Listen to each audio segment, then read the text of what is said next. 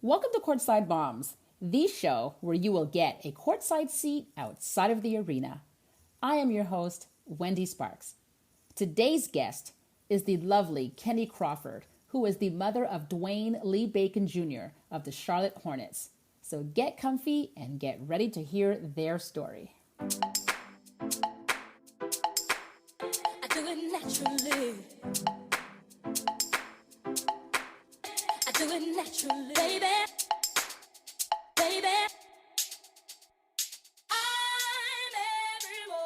Today, I am speaking with the lovely Miss Kennie Crawford, who is the mother of Dwayne Lee Bacon Jr. of the Charlotte Hornets. So, Kennie, thank you so much for coming on my show. No problem. People want to hear about Dwayne, where he grew up, does he have siblings, about his family life, and so much more. So tell me, where does his story begin? His story begins in Lakeland, Florida. He was born and raised in Lakeland, Florida. He is a brother. I have 5 kids, so it's 4 boys and 1 girl. So he's the oldest sibling to all my kids. And he's just the light of my life. He just, he went on a journey with me together. With me, I was 16 when I had Dwayne, so we've kind of had to grow together. But watching me grow and watching him grow into the man he's become is just amazing, because I never thought we would be where we are today. So I'm just thankful that God shined his light on me to have such an amazing son. So here we are. So what was he like as a big brother? He was great. He's very protective. I think he always feels like I was always in these relationships where my relationships were abusive. So I think he always felt like he kind of had to protect his younger brothers and his sister. But even now, he's a great big brother. He looks out for his brothers and his sister, as well as me. So it's like, I don't think they could ask for a better brother, because he is absolutely the best. No matter what, he might talk noise, but he has their back, and he will do whatever for any of them. I was watching a video with him, and he seems so in touch and in love with his family. And I think that's so beautiful and humbling. He speaks a lot about you and his grandmother and his siblings, and he seems like the almighty protector. I think it seems like he's never, that's the only choice he's had. I said, watching me go through a lot, I feel like he feel like it's something he has to do. He has to make sure he protects me and his family. I think that's just something he's kind of took on. So was sports for him like sort of like a way out of trouble or struggles or whatever the family was going through? Sports for him was, so I come up, my dad's been dead ever since I was 9, and my mom was always addicted to crack cocaine, so she was always in the street. So me putting him in sports was a way to just not, I guess a way to not, for him not to get in trouble, and also to not grow up and just want to be like in the streets. Because I have like a brother and cousins and all them were in and out of jail, or, they were selling drugs or just alcohol, drinking a lot of alcohol. So I looked at me going through what I went through with my mom and my brothers and my cousins. I just was like, always like my kids, I'm not going to let my kids be that way. So I put Dwayne and his siblings in everything I could. I had him in football. I had him in basketball. I had him in soccer. I just put them in anything that can keep them busy, because I just didn't want them. I just wanted more for my kids than I was offered. Right. It's good as you were 16, like you said, when you had him, you were so young, and yet you were able as a young mom, as a teenage mom, to make such good decisions for yourself and for your kids. So I can only imagine that being very difficult. Yes, it was. But we made it work. That's it. So let's talk about him playing basketball. Where did that really start for him? It started when he was about in the 5th or the 6th grade because I had always let him play football. And I mean, Dwayne was great at football. He was like the best wide receiver ever. But I would rotate him from football to basketball. And so we just kept rotating it or whatever. So he began to love both of them. So finally, one year he just came to me after playing football. I think it was his 8th grade year. And he was just like, Mom, I don't want to play football no more. I want to focus on basketball. And I was like, what? Because I was like, you were so good at football, you can't give it up. And he was like, that's not where my heart at. I just want to play. I want to focus on basketball. And I think then in the 8th grade, going into the 9th grade, that's when he really he had always played it, but I think that's when he really like got serious about it. And he went to saying he wanted me to put him on AAU teams, and we just went from there. Did you have community support? No, I had like a couple, like his coach from McKeel Academy. He was the first person to introduce me to his AAU coach, which is Diane. She's from the Showtime Ballers. That's who Dwayne played for. But he was the only one like introduced me to her to get him playing, to even begin to play in the AAU on the AAU team. But other than just like coaches, I pretty much had to do a lot of it by myself. I just had to, that's what he wanted. So I just did whatever. And it wasn't cheap. I had to pay for him to play. He always traveled, but I just did what I could to make it work because that's what he really, truly wanted to do. There is nothing more better than a mom's sacrifice, to get our kids where they need to be. Let's talk about his high schools. He went to McKeel Academy, then he went to IMG, and then Oak Hill Academy. Why did he go to so many schools? So he had been in McKeel elementary, then he moved on to the junior and then high school. So he felt like being at McKeel, he wasn't getting like the recognition or just wasn't experiencing all he could experience. So one of his coaches talked him into going to IMG or whatever. And we end up going over there. And I was like, are you sure? He's like, yeah, I want to go to IMG. Well, he went to IMG and it didn't quite work out the way he wanted to. So he did a half a year at IMG and he ended up going back to McKeel. And at the end of his 11th grade year, he was on the road on an AAU tournament. And the guy from Oak Hill Academy, Coach Steve, came and watched Dwayne play. And Dwayne had been telling me about Oak Hill. So he was like, Mom, if I could just get the opportunity to go play at Oak Hill Academy, it's like a basketball powerhouse school. I can really be that. I can learn so much more. He was just telling me how like Carmelo Anthony went there and Rondo. He just knew all these players that went to Oak Hill Academy. So the coach came and watched him play, and he told him, hey, Dwayne, I want to offer you a chance to come to Oak Hill Academy. So it was like, it happened like that. And before I knew it, the summer was gone and we were flying him up to Oak Hill Academy in Virginia, north of Woodson, Virginia. So that's how he ended up, from McKeel to IMG and then to Oak Hill Academy. Were you able to go see him play in high school?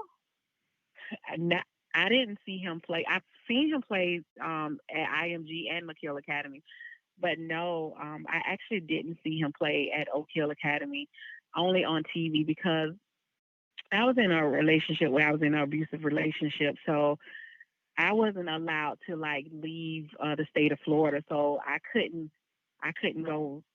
I couldn't drive up. I couldn't fly. I couldn't go anywhere. So I had to stay home and kind of just watch him on TV. But I was able to make his last game and his graduation. But yeah, I couldn't watch him play unless I watched it on TV. So that was kind of hard for me. Yeah, I can only imagine. I mean, this is your baby, your oldest baby, and it's tough when we let them go. And at this point, when you're sitting there watching him on TV, were you like the biggest basketball fan ever now? I wouldn't say I was the biggest basketball basketball fan ever now, I think I'm just the biggest Dwayne Bacon fan. And I say that as to I'm his biggest fan no matter what it is. Whatever I'm a cheer for him, whatever. If it's the right thing and if it's what God has for him, I'm gonna be his biggest fan no matter what. So whatever he does, I'm his fan. And basketball is just something else added to his life that I can be a fan of and be proud of what he's doing. Aww. When he played Oak Hill Academy, he led the team to a 45-0 season. And then he played later on McDonald All-American, Jordan Brand Classic games. So at this point, he was receiving a lot of recruitment letters from Georgetown, Xavier, DePaul, and a bunch of other schools. What was it like for you to see your mailbox flooded with all these letters for your baby? It was exciting. It was definitely exciting because it just opened up a whole lot of opportunity that I never expected. I didn't go to college. I went to like a tech school, and I didn't even graduate. I was pregnant and I ended up getting my GED. But it just was something amazing to me because now he's given an opportunity to go to college, and that was something I never had the opportunity to do, or I never even imagined that I could probably even pay for him to go to college. So at that point, I'm just like, my son is getting all these offers. It's an opportunity for him to get a scholarship to go to college, and he can get a degree, something that I just never imagined. So it was definitely exciting, but it was also a blessing as well because it just opened doors that I just never thought we would be here, or he would even be, or given the opportunity to go to college. I think I was scared because I felt like, what if my son ends up like my brothers or my cousin, or he ended up, somebody led him the wrong way, or he wanted to take another route and be the kid that I didn't want him to be. So I was thankful. I always prayed and God just opened some doors, and he was given the opportunity. But Dwayne was a special kid. I look back and I say, me keeping him and stuff, because I would let Dwayne like go to skate roll and stuff, and he would be the kid.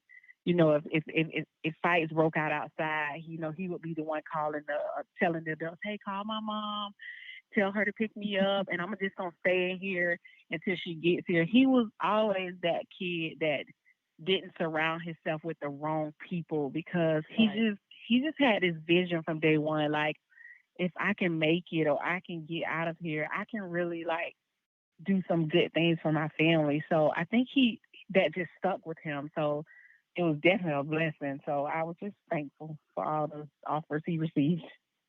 Wow.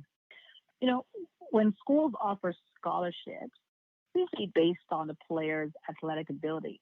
However, most time coaches do their homework, and they also want players who have drive or a very good work ethic, for example. So what do you think Dwayne had that they felt would make him a great player for their team?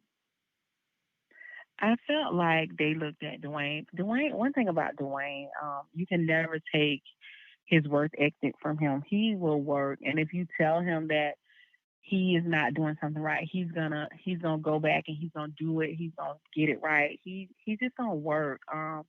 And he knew what he wanted. So you got a kid that know what they want, and know how to work, and he just always felt like he can add to any team wherever he went. That's just the attitude that he had.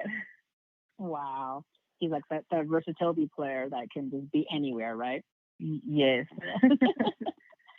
So after you and Dwayne went through all those letters, the choice of school was Florida State University. So what was that process like for you as a family to choose that school? And then why did you choose Florida State? I think the process with Florida, the whole process was good. We did get the chance to go out and go to a couple other schools. I think Dwayne Hart was always with Florida State because they were the first ones to recruit him, and they just were consistent. They treated us like family. they was just always there, showing support, showing up, just being what he wanted. Dwayne is loyal. One thing about him, he's loyal. So if you develop a good relationship with him and you're a good person, he looks at that and he's gonna be loyal to you. So and I think they started watching Dwayne when he was in the 8th grade and they stuck with him to the end and that's what he chose. He started. It was never my decision or my family's. It was always what he wanted, and I felt like that's what he wanted in his heart, then he should do it because he was the one that had to go to college. So I just supported him, told him how I felt about it, and that's what he chose. And also he said he wanted to be close so I could come to the games because I was a single mom, working 2 jobs, trying to do whatever. He's in college, and I had 4. Like it's like Dwayne graduated one year, my son graduated the next year, my daughter graduated the next year, and then my other son. So it's like 4 years back to back. Here I am having graduations, my money, it's so. Yeah. I think he chose that. Another reason he chose to go to Florida State is to be closer to home for me, Right. to drive up, and see games and just be there for him. Wow, that is so beautiful. It really is. It's like you said, he's so loyal to the sport, but he's also loyal to his family. Yes, he is.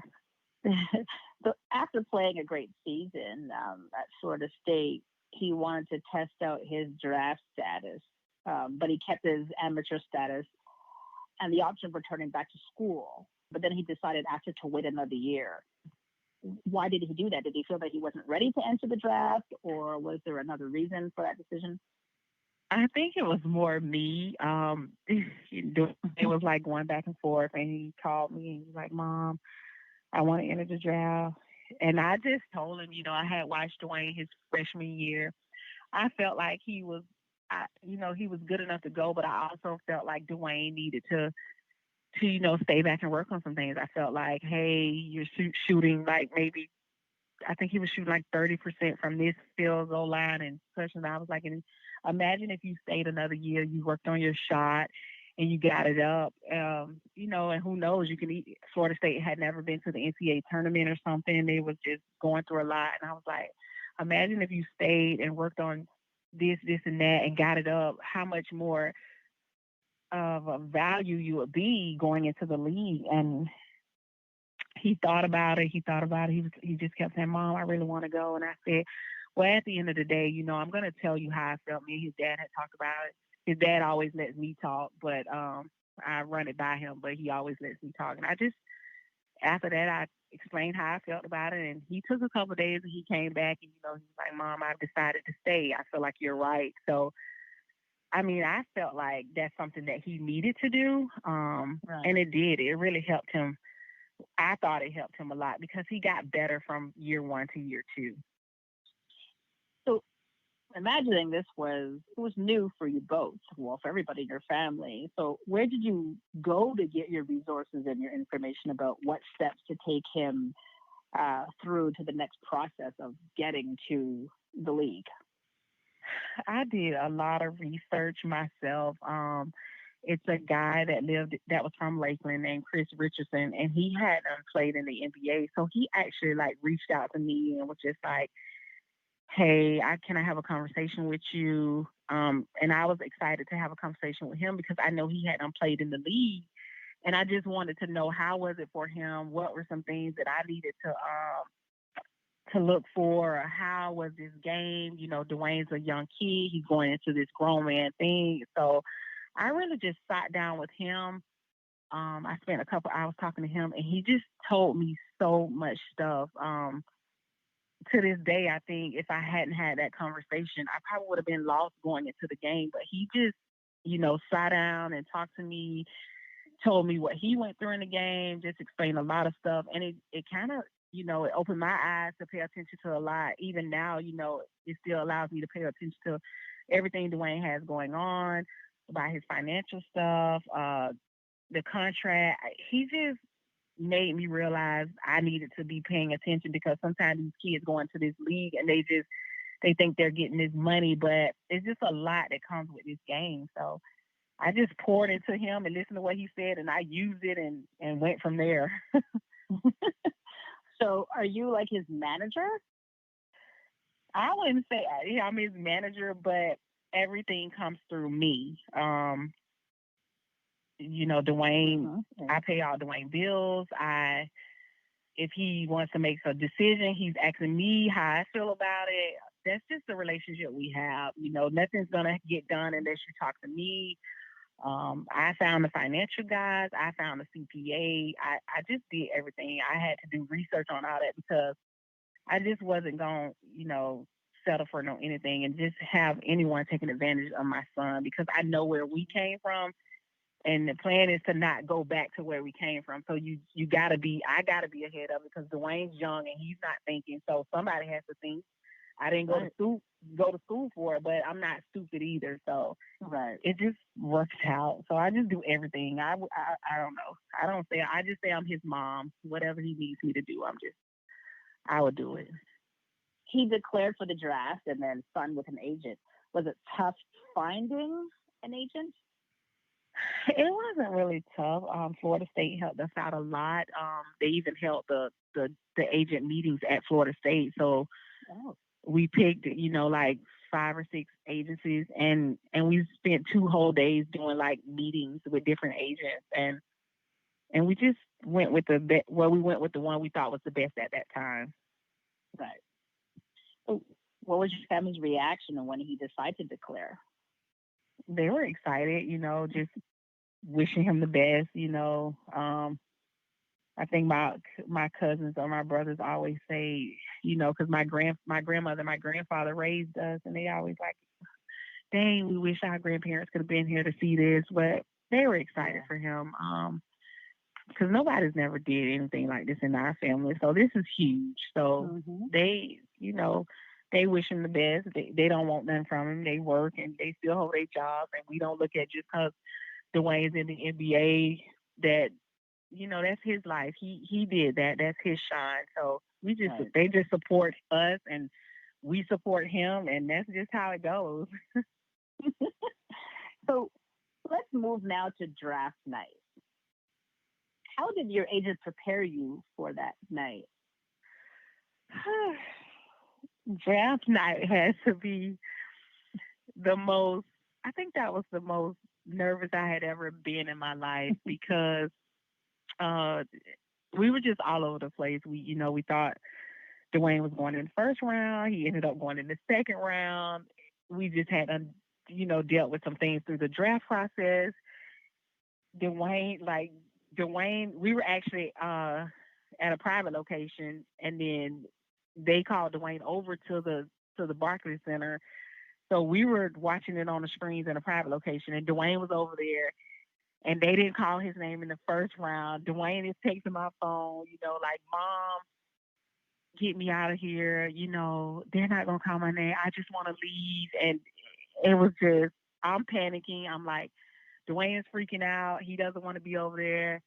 I'm trying to tell him, like, be patient. You didn't go in the first round, but it's 60 spots. We just need your name to be called. I don't care what number you're called. You can go in there. You can show them that I was trying to encourage him. He was losing hope, faith, and everything else. But I think the minute we called the car to pick him up, they were getting ready to call his name.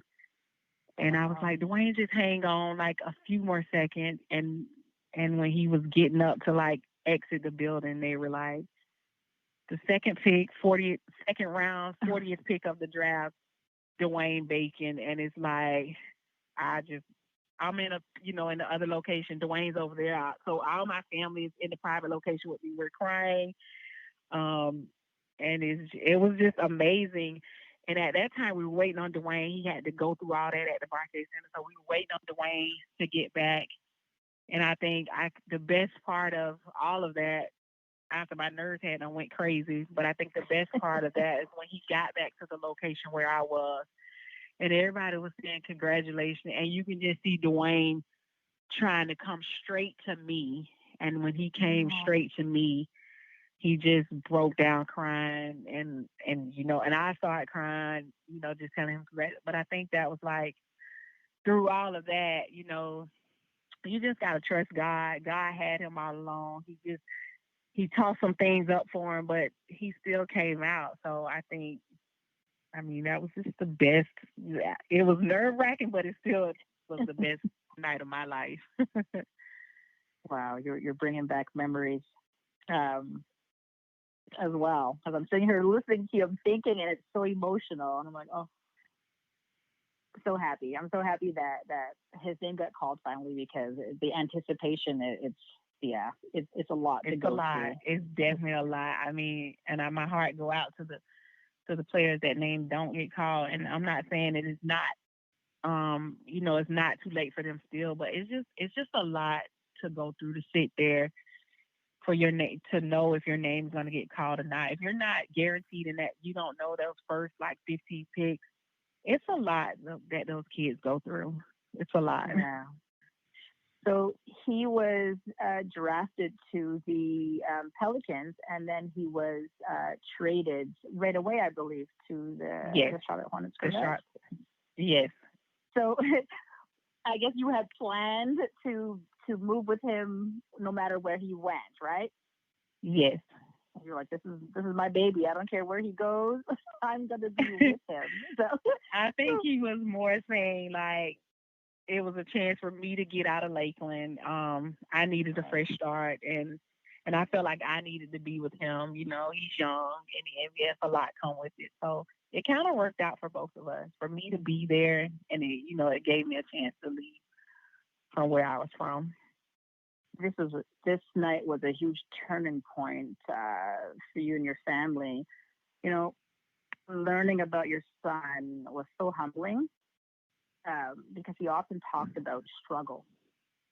Do you think on draft night he felt a good sign of relief that finally I'm here?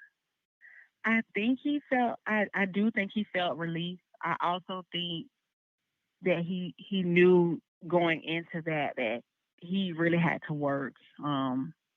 He knew that it wasn't gonna come easy, and he's gonna have to continue to work, because he's trying to go further, go as far as he can in this. So I think he felt the relief, but I also think him going second round 40th pick pushed him to I just got to keep working. I got to keep going. I know this ain't gonna be easy. I gotta always work. So I think it gave him, the relief, but I also think it pushes him to keep going and working harder. Right. So let's go to his first game night. What was that like, and were you there? I wasn't there. His first game night, I actually didn't move up until Christmas. I moved up in December, so I wasn't there on opening night. I was at home with my kids, and I just watched it on TV. But I talked to him, but it was just exciting for us to even see him on TV. Mm-hmm. He's really with the NBA team. Wow, my kid is in the NBA. So, it was a joy, so much joy. Of course, because you're looking at TV and you see this child that you raised, and you see him on the court first shooting around, and you see him sitting on the bench, and then you actually see him playing. That's like a dream come true for anybody. Yeah, definitely. I remember watching my son play, and then all of a sudden there was no more noise. There wasn't 20,000 people around me anymore. It was just me in my head, proud that, oh my gosh, he worked his tail off to get there. Yes. Do you ever just stop and realize that your child is living his dream? I always think about it. I might find myself crying sometimes. Here I am. I can't believe this 16-year-old girl, had this kid who is actually living his dream. It's amazing. And that's why I always go back. You got to be thankful. Whatever going on in your life, it's nothing compared to where God has brought you. You never forget that. I don't care what you go through in life. Never forget. You are living your dream. Everybody don't get to do that, So I I always take a look because I didn't. I was 16 pregnant.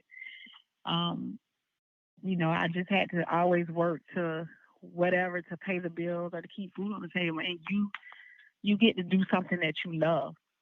Absolutely. And earned. Yes. He definitely earned his way. And he did. He worked hard for it. So he had a good start to the season, and then he also spent time playing for the G League affiliate team, the Greenboro Swarm. How did he feel about playing there?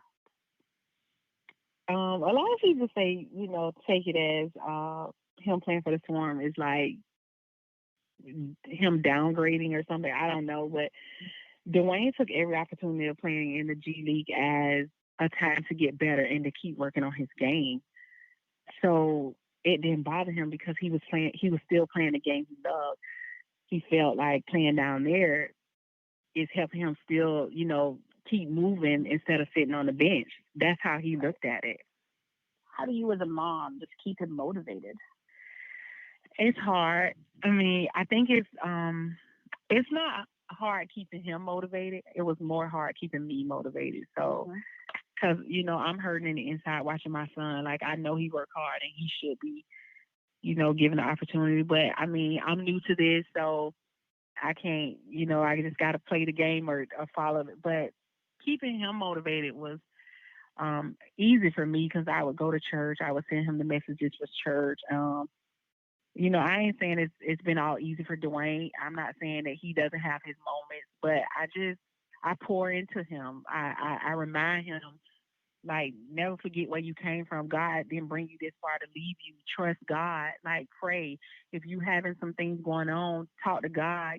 Sometimes you can't talk to other people. Open your Bible, pick up. And I would send him, like, verses where God said, he would never leave you, or, yea, though you walk through the valley. I just would always just encourage him and just let him know, I love him. God loves you. You are his before you are mine. And you got to trust him. You got to trust that your God is bigger than everything that's going on in your life. So you going to have some, God said he would get you here, but he didn't tell you it was going to be easy. So you're going to have some bumps. You got to learn how to trust your God. And when you do go through these bumps, you keep going. You're going to be all right.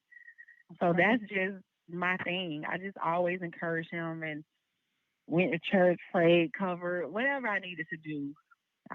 That's how I kept him motivated. I love scripture. And one of my favorite scriptures is Isaiah 60:22. And it says, when the time is right, I, the Lord, will make it happen.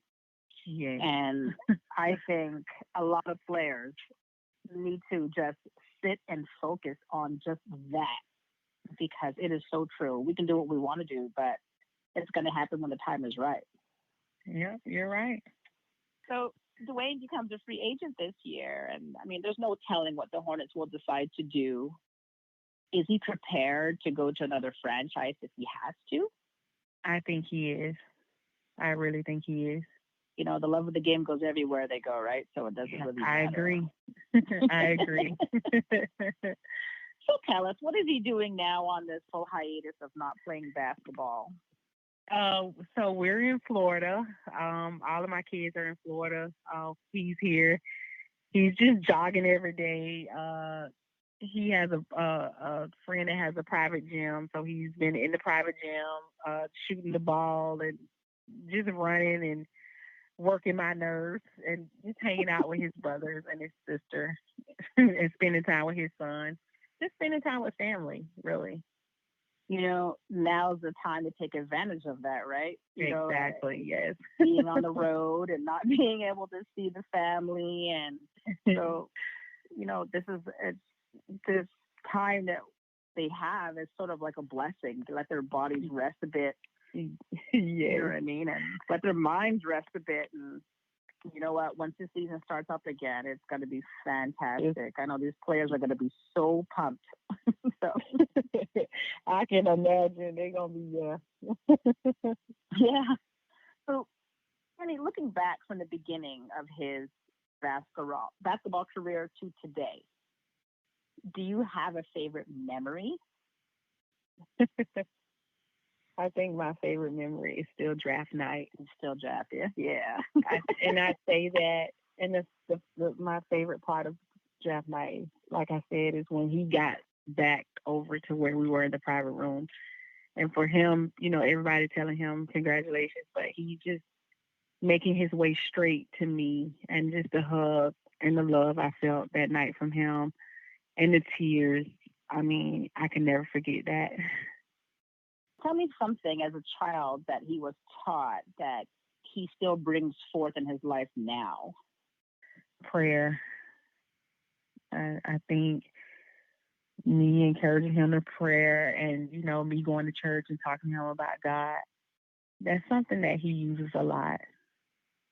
I think it's the best thing I could have taught him. Absolutely.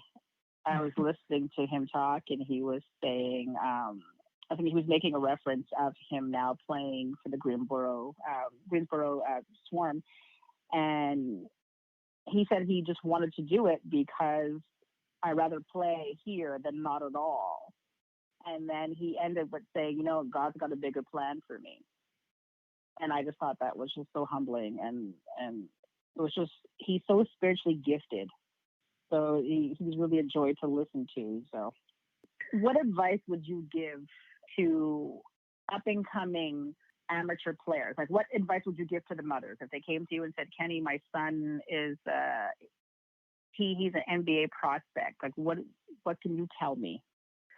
I would tell them to make sure they do, check out backgrounds of like agencies. Make sure you're going with the right people. Don't just put your son with anyone or any agencies. Pay attention, and try to find someone that's based on the need of what your kid needs. Don't be looking at big names, small names. You gotta make sure you make the right decision for your kid and what's gonna be good for him in the long run. And make sure you develop a relationship. That's what I would say. And you got to pay attention to everything going into this. You got to pay attention. If it's something that you don't know, I would tell, or even with contracts, if you got to consult with someone other than the agent, or, I don't know. I think you should get second and third opinions. Just don't go for anything. Just make sure you paying attention to everything that's going on with your kid, and be involved. Don't let them handle it by themselves. Be involved. You talk to the agents, you talk to the financial guys. Just do everything you can to just be involved and pay attention to what's going on with your kid. Yeah, absolutely. I mean, what we hear as moms or adults and what they hear as kids and boys that really want to play the game is two different things, right? Exactly.